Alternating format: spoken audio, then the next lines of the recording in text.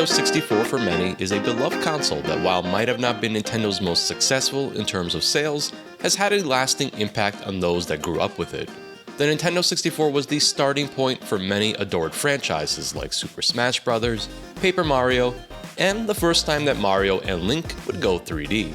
It's no surprise that many years later, fans of the Nintendo 64 and its games are still looking for different ways to experience everything that the console has to offer, and with ROM hacks, many of these games find new life and gives us players new ways to experience our favorite games. But ROM hacks go so much beyond just making minor changes to the games we know and love. In fact, many of them are completely original experiences that feel like new entries in the series. So, I invite you to join me, Rob the Retro Tech Dad, as we explore the world of Nintendo 64 ROM hacks with 10 great experiences for our retro handhelds and some of my favorite ways to play them.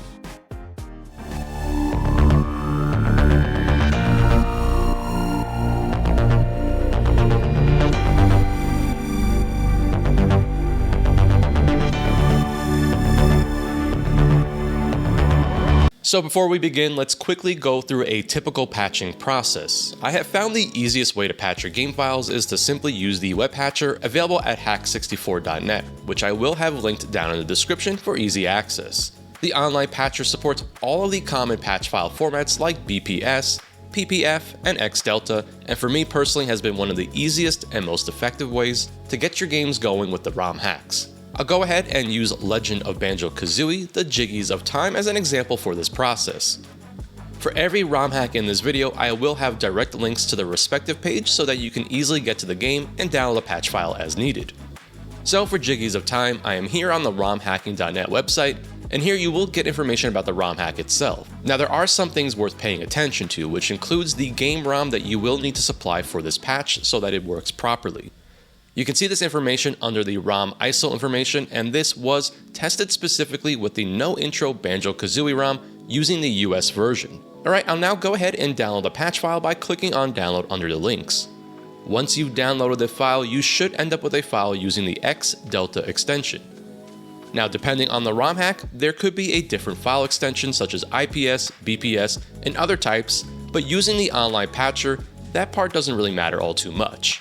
So this process is pretty simple. Let's go back to the online web patcher. I'll add my US Banjo Kazooie game ROM, and then for the patch portion, I will add the XDelta file that we just downloaded. Click on patch, and then you will be prompted to save the newly patched game in the Z64 file format. The online patcher will also check that this patch can be done properly, so if there are any issues, you will receive an error such as the one shown here. Okay, with our newly created Z64 file, we can now add it to your device of choice, whether you're enjoying these on PC with an N64 emulator, on original hardware, or even with a retro handheld. That's all it takes to enjoy these ROM hacks.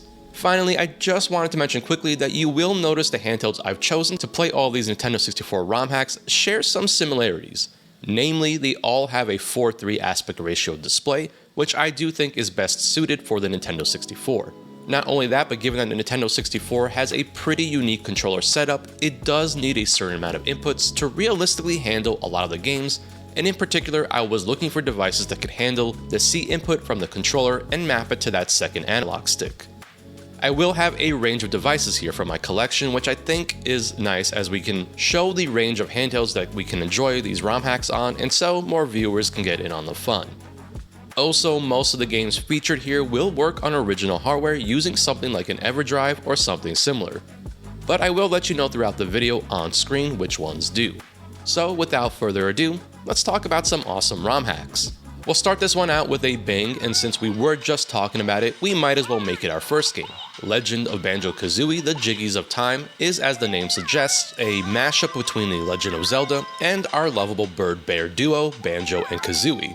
This is an absolutely phenomenal ROM hack, and really just calling it that almost feels like a disservice to the quality of this game, since it's really very much an entirely brand new experience, and if you love either of the franchises, you will definitely want to check this one out. If you've ever wanted to explore the world of Ocarina of Time, but as Banjo and Kazooie, this is your game. There are 9 worlds, 100 Jiggies, 900 notes, and 5 Mumbo transformations, as well as lots of great Easter eggs. The dialogue here is on point, and it really does feel like something you would expect to see in a Banjo-Kazooie game, and in many ways could pass as an official sequel developed by Rare themselves. This is easily one of the best Banjo-Kazooie ROM hacks that are out there. Now, I'm enjoying Jiggies of Time on one of my absolute favorite ways to play Nintendo 64 games with this beautiful transparent green Retroid Pocket 2S, which not only has all of the power needed to properly play Nintendo 64 games, but the controls are so good here with the excellent analog sticks, and everything maps so nicely for the Nintendo 64. The first time I loaded up Mario Kart 64 Amped Up, I was blown away by how much was included with this ROM hack, and just like Jiggies of Time, it really makes Amped Up feel like it could have easily been an actual sequel for the Nintendo 64. Amped Up comes to us from developer Litronum, with development for Amped Up still very much active. Now, Mario Kart 64 is easily one of the most iconic games from the Nintendo 64, and very much a childhood favorite of mine, and being able to experience the aesthetic and gameplay of Mario Kart 64 with all of these new tracks and features is really something unbelievable to me. The quality of this ROM hack is absolutely top notch, and it really goes beyond just adding new courses to Mario Kart 64. Amped Up introduces game mechanics seen in newer versions of Mario Kart, like boosts off jumps, and lots of little refinements that makes the Mario Kart 64 experience feel new. There's included challenges and collectibles which add longevity to the gameplay and adds a nice element that goes beyond just completing the cups. Amped Up is what I consider the premier Mario Kart 64 ROM hack, and you really just have to download this one and try it out for yourself. I promise you, you will not be disappointed. I'm actually enjoying Amped Up on an older device with the Anbernic RG353M. And yes, my 353M still has those Skittles buttons that I swapped with my 405M, as I really like the look. The nice thing is that the 353M runs this game pretty well, and so it's a good indication that devices with at least the Arcade 3566 or more powerful will have no issues with this one. And of course, we really can't talk about Nintendo 64 without talking about the game for the console, which was its launch game, Super Mario 64. For many, including myself, this is all we would need for months because Super Mario 64 was and still is a groundbreaking game that took Mario into the world of 3D for the first time, and to no one's surprise is the best-selling game for the Nintendo 64. Its legacy is undeniable and can be seen with the vast amounts of ROM hacks available for this specific title. Super Mario Star Road is definitely one of the standouts for the available ROM hacks, and like the other games I've featured, is essentially a brand new experience for your Nintendo 64. It's considered one of the best ROM hacks and probably one of the most known out there, and has some pretty notable designers behind it, including Skalux, who created the hack, and Kaze Emanuar, who helped with compatibility using original hardware, and is very well known in the Super Mario 64 ROM hack community. We will definitely be seeing more from Kaze in just a little bit. Star Road features 130 stars for you to obtain, and for Super Mario 64 fans, this really feels like the long-lost sequel to Mario 64 specifically. It's got all sorts of great little touches that make you want to take in every detail and explore the wonderful worlds that have been crafted here. Every single boss fight except for just one has been replaced.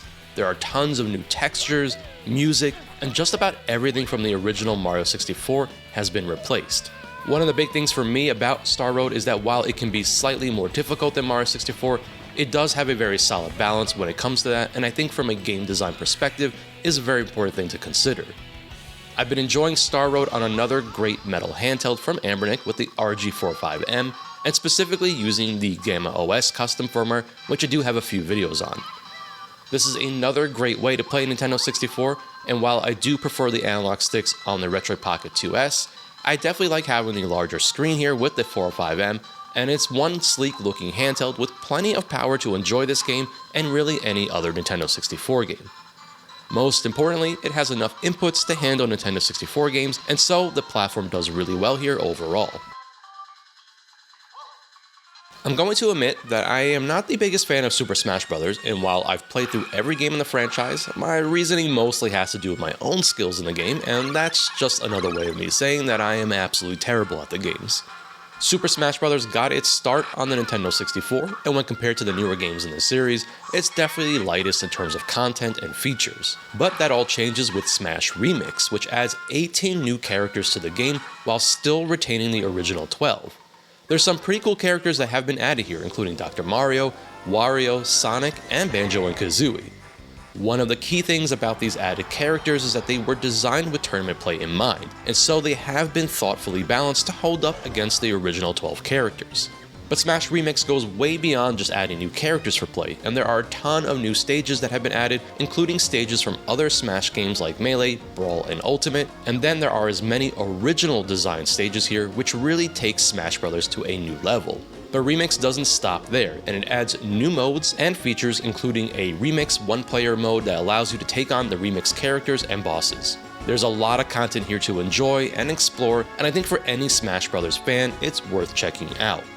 I think it's just amazing the level of dedication and talent that is on display here, and it really shows how incredible the ROM hack community is nowadays. Now, I'm enjoying Smash Remix on another Anbernic device with the RG353PS, and this is specifically the version that is only Linux-based and not like the 353P, which had both Android and Linux as a dual boot option. The 353PS happens to be the cheapest entry so far on this list, and while it's not my go-to device for Nintendo 64 emulation, it's still a very well-made handheld with a great build quality, nice and bright display, and it's really quite comfortable. This is powered by the RK3566, and so it can definitely handle a good portion of the Nintendo 64 library, including Smash Remix here. It's finally time for a full-blown Ocarina of Time ROM hack, and The Legend of Zelda: The Master of Time is just one of many awesome Ocarina of Time ROM hacks that are available. I hope to cover more of them in the future, but for this video specifically, The Master of Time is the one that I've been playing and enjoying. This is a completely brand new story that has Link tasked to restore the flow of time and features 8 dungeons, a brand new overworld, and almost 20 hours of content. This is an entirely brand new experience with brand new assets designed specifically for the ROM hack. This is also a bit more mature and darker than one would expect from a Zelda game, and that isn't necessarily a bad thing. I do like the idea of exploring a more mature storyline with the franchise, and so it's a notable thing that's worth pointing out with this specific ROM hack.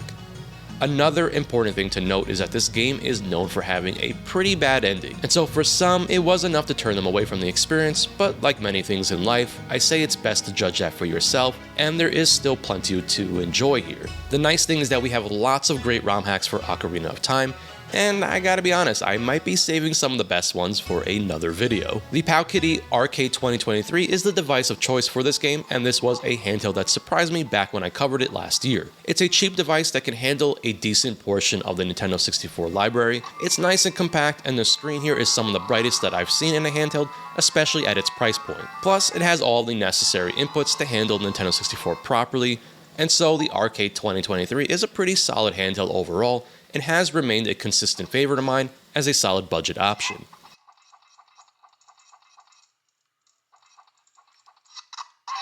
Now, it's probably not much of a surprise that we have another Super Mario 64 ROM hack making this list, given the popularity and importance of the original game.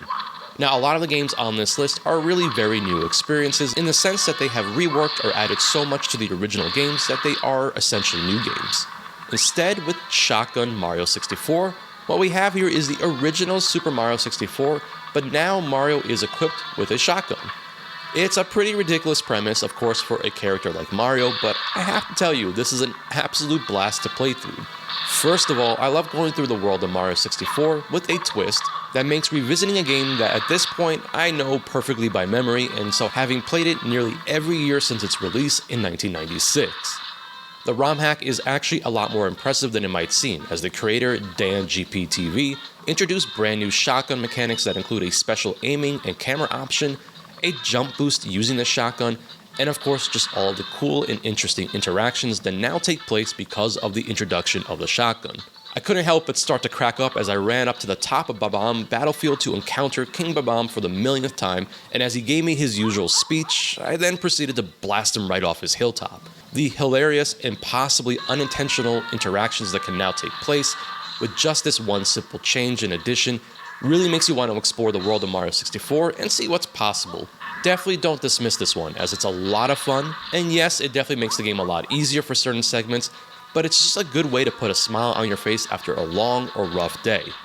For Shotgun Mario, I'm using the thick boy, the Anbernic RG405V, and I always forget how comfortable this handheld is with the nice size and grips on the back.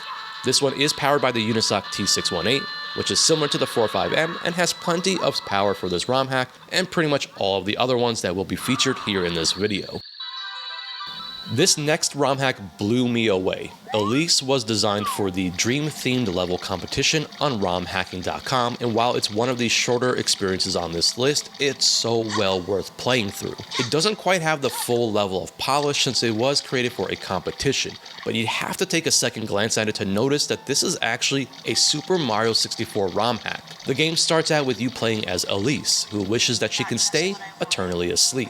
The wish is granted, and now she is wandering in her own subconscious dream world. The game definitely captures that element very well, and there are some areas that just blew me away in terms of conveying that sort of surreal, dreamlike atmosphere. The visuals and music are absolutely top-notch, with the game giving me some Amori vibes. I think this is easily the most impressive hack on here, as it takes the Super Mario 64 engine and completely overhauls it to have barely any resemblance to the original game.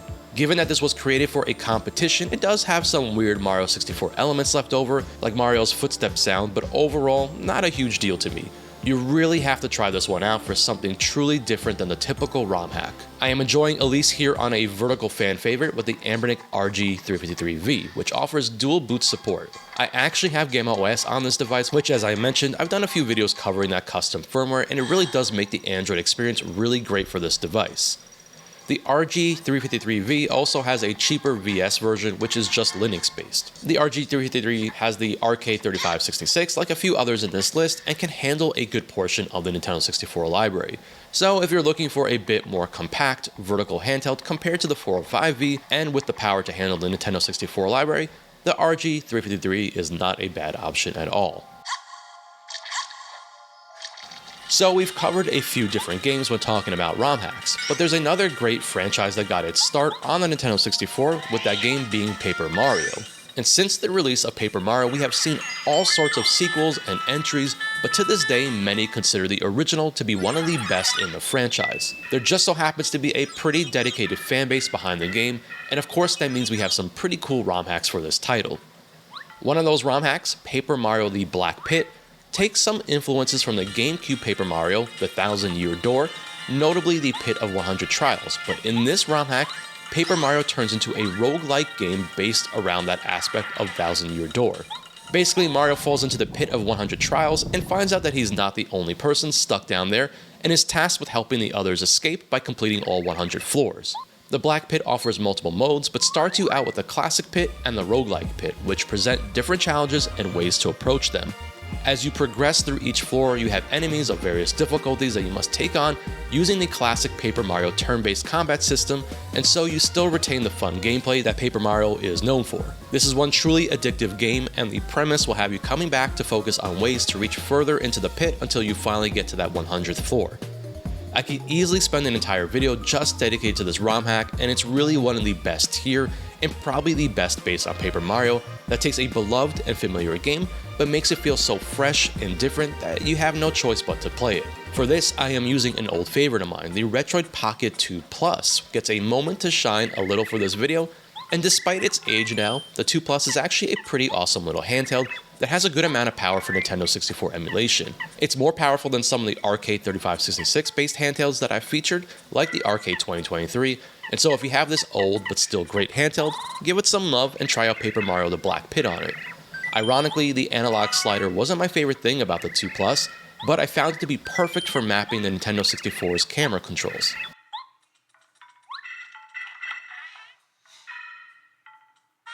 We've got another franchise that hasn't been covered yet, and I almost forgot about it, kinda like Nintendo did. F-Zero X is the sequel to the original game from the Super Nintendo, and also marked the first time the series went full 3D. For me personally, F-Zero X is a game that I very much enjoy, but I am absolutely terrible at it, and it's definitely a difficult game that requires skill and mastering some very advanced techniques to really see some success. F-Zero X hasn't seen a whole lot of ROM hacks, and mostly what we get are just track swaps. But one of the ROM hacks that definitely stood out to me was F-Zero X Climax, which, if its name gives any hints, uses the Game Boy Advance game F-Zero Climax as its basis for design. With F-Zero X Climax, all 24 tracks have been remade from Climax, and you can tell that a lot of love and hard work went into recreating those tracks for the F-Zero X engine and style. The biggest issue with this ROM hack is definitely the difficulty, which is just absolutely brutal. I don't think I've been able to place in first during any of the races in Championship mode. Thankfully, you can use the same cheats from F-Zero X here, and with the combination of left shoulder, Z, R shoulder, up C, down C, left C, right C, and then start, and you can unlock all the available racers, tracks, and cups, so you can at least explore the entirety of the game and the new tracks. Despite the difficulty, this is still a lot of fun to play through and at least check out all the tracks that have been recreated, and it's worth playing through for F-Zero fans. And really, outside of F-Zero 99, there hasn't been a whole lot for F-Zero fans to enjoy in the past 20 years or so. I've got the Magic X XU10, which is a device from a newcomer in this space and allegedly friends of Powkiddy. The XU10 is one I recently picked up myself because I was curious about the build quality and just to get familiar with this product. The XU10 is one of the weakest devices being shown here with just an RK3326S, and so you will be limited by how much N64 you can actually play on here, which is why I went with F-Zero X Climax on this device. I will say the XU10 surprised me, and I actually kinda dig it, and of course purple handhelds always get me. Finally, for our 10th and last game on this list, let's return back to Super Mario 64 and check out another fantastic ROM hack by Kazooie Emmanuel, who, as I mentioned before, is responsible for some of the best ROM hacks with Super Mario 64. Now, Peach's Fury is truly an impressive showcase of Kazooie's skill in the world of Mario 64 ROM hacks. Peach's Fury was designed for a hack competition, so it will not be as lengthy as some of the others featured here, but the premise is pretty simple. Mario, in his infinite wisdom, went out and got wasted ordering a ton of pizza and pasta, using up all of Peach's money. So, Mario, now in debt to a very angry Peach, owes her some stars to pay back his debt. The game draws some inspiration from Bowser's Fury, which is part of Super Mario 3 World on the Switch, and it's incredible to see the Super Mario 64 engine used to copy the gameplay mechanics of that game. This is an open world design that never has you jumping in and out of levels, but instead, like Bowser's Fury, is an exploration of the world that continues as you find more stars, and in case you're curious, there are 25 stars to find in Peach's Fury. This ROM hack is also a technical marvel that runs at a fluid 60 frames per second and makes the Mario 64 engine feel so modern and playable with improved camera controls and high resolution texture maps, and the best part is that it's still playable on original hardware. For Peach's Fury, I'm circling back to the first device that I spoke about, which was the Retroid Pocket 2S. But Retroid released a metal variant of this handheld, and being a fan of metal handhelds, I finally managed to grab one for myself, and I know that Joey from Joey's Retro Handhelds would be very happy to see that I picked up one of his favorite devices. As I mentioned before, the 2S is also one of my favorite devices, and I really love it for Nintendo 64 emulation because of the controls, screen, and the power overhead we have here. If you are a fan of metal handhelds, definitely consider this option over the regular plastic version, but be aware that you will definitely be paying a little bit of a premium for it. And so that about does it for this video. I hope you enjoyed the selection of ROM hacks and maybe even discovered some potential new favorites. I definitely recommend giving ROM hacks a try since it truly does offer a great way to experience old favorites in a different light. I know I'll be back with a follow-up video on this topic as there's so many to cover in the world of ROM hacks, especially for Nintendo 64. Please don't hesitate to share some of your favorites down in the comments section. I always love interacting with everyone. Until the next time, as always, I am the Retro Tech Dad, and thank you so much for watching.